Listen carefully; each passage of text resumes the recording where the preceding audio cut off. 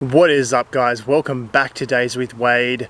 Week 1 of the carnivore diet is down, so let's get into it. So the keto flu wasn't so bad this time round. I only really had one day where I felt pretty average. I think that was because I had bone broth every morning this time around, so I think that really helped me out. So what I learned this time round was when your body goes into a ketogenic state, it's forced to use the rest of the glycogen in the muscles and liver, which results in the body releasing a lot of water, and with that a lot of electrolytes as well, which can result in a lot of cramping. So I think the bone broth really helped with that. So in bone broth there's a lot of great compounds such as calcium, magnesium, vitamin A, vitamin K2, phosphorus, manganese, selenium, zinc, to name a few. So definitely think that these compounds in the morning helped me transition through the keto flu. So if you're looking at trying the carnivore diet yourself, just go and buy yourself some bone broth online. It comes in a jar. It's pretty straightforward. You throw it in a mug with some hot water and away you go. So after I got over the keto flu, I actually had some pretty good results. I had a lot of energy and a lot of clarity, a lot less brain fog, especially after meals as well. When you have like a very carby lunch like with rice or pasta or any sort of potatoes or anything like that, I found my energy would really slump quite a lot. So keeping to the low carb diet, I found I'd never really had an after lunch crash, which was great.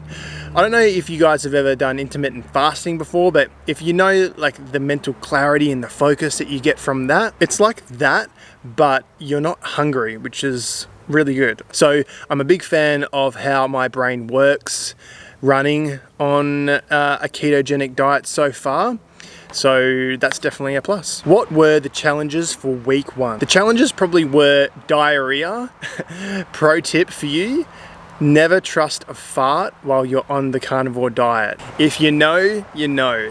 And the twitches that you get down there, yeah, it's that's just what comes with it.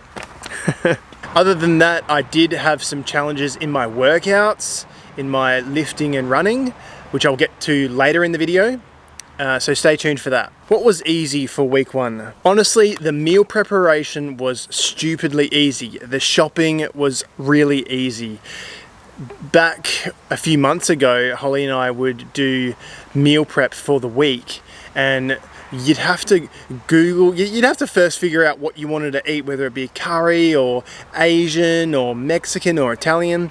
Then you got to find the recipe on Google and scroll down halfway through the page because they want to give you a whole essay on their life story before they'll give you the actual recipe. And the food was so good, don't get me wrong, but by the time you've done the shopping, by the time you've brought it in from the car, prepped the food, washed it, cooked, served up, plated up, and stuck it all away in the fridge, that was so much work. So to be able to just throw a couple ribeyes on the barbie and char it and away you go with a couple of eggs made a massive difference to how much time you save. And that's dinner sorted. No faffing about on a weeknight trying to sort out dinner. What surprised you on week 1? Honestly, how little rubbish there was. I remember when we were doing all this meal prep, complaining that the bin man should come twice per week because we were cramming all this rubbish in the bin. It's just, and now we don't even fill the bin a quarter of the way full. So there's something to think about, you know, if you're conscious about the environment and things like that. There was a lot less rubbish, you know. When you're meal prepping, you've got cans of kidney beans, cans of tomatoes, and just all this waste. We would just, I felt so bad stuffing all this rubbish in the recycle bin, and it was full every single week. So a big thing is the lack of rubbish. Also, another thing was that I never got tired of eating meat. I thought that I would, but I didn't. How did your workouts go? I did find for my workouts, like my running and lifting, that I did feel quite lightheaded and weak. Like I do a couple sets of squats and then I'd be out of breath, which is never normally the case. I still feel pretty weak at the moment, to be fair, but that is to be expected. I don't expect to be at full capacity for at least another 3 months, so it'll be interesting to document my process as I get more fat adapted over time. So on the weekend, I ran a 5K park run and got 25 minutes and 9 seconds. My PB is 21:27 at around 104 kilos, but it's to be expected after a long holiday in Europe.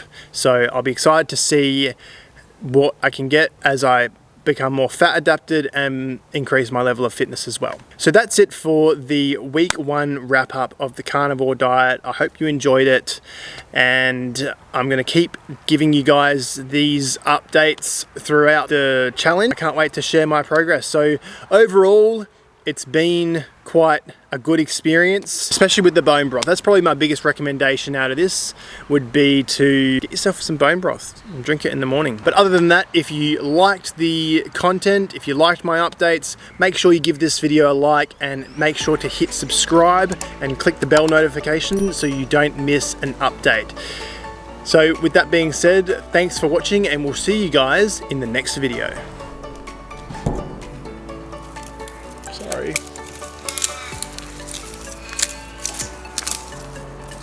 Get out of here. Filming a YouTube video. Don't need your branches in my way. I did run a 25 minute and 9 second